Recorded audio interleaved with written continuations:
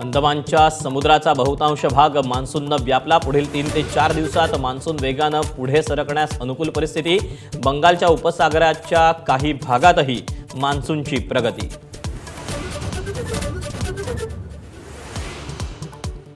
महायुतीच्या जागा वाटपाबाबत भाजप नेत्यांची उपमुख्यमंत्री शिंदेंशी चर्चा। जागा वाटप अंतिम टप्प्यात असल्याचं चंद्रशेखर बावनकुळेंकडून स्पष्ट। 99% सहमती झाल्याचा दावा।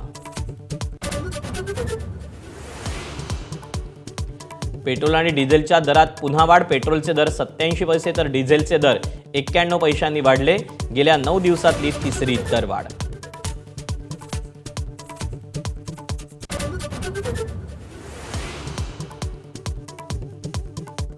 कृषी कामांसाठी शेतकऱ्यांना तातडीनं डिझेल उपलब्ध करून द्या, मुख्यमंत्र्यांच्या सूचना।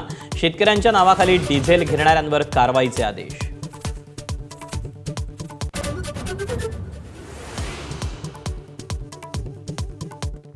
राज्यात इंधन टंचाईचं संकट गडद।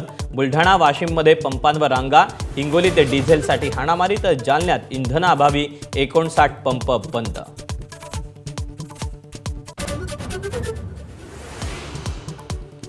वांद्रेच्या गरीबनगरमध्ये 400 अनधिकृत बांधकामं जमीनदोस्त। रेल्वेकडून राडारोडा हटवण्याचं काम सुरू। कारवाईनंतर प्रवाशांचा प्रवास सुखद होणार, पश्चिम रेल्वेचा दावा।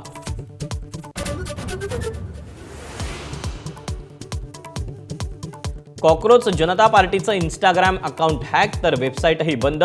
अभिजित दिपकेंचा सरकारवर आरोप। दिपकेंना धमक्या येत असल्यानं कुटुंबियांना संरक्षण।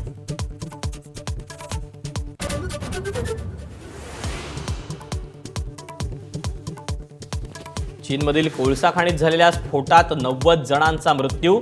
चीन सरकारी माध्यमांची माहिती। शेकडो बचाव कर्मचारी घटनास्थळी दाखल।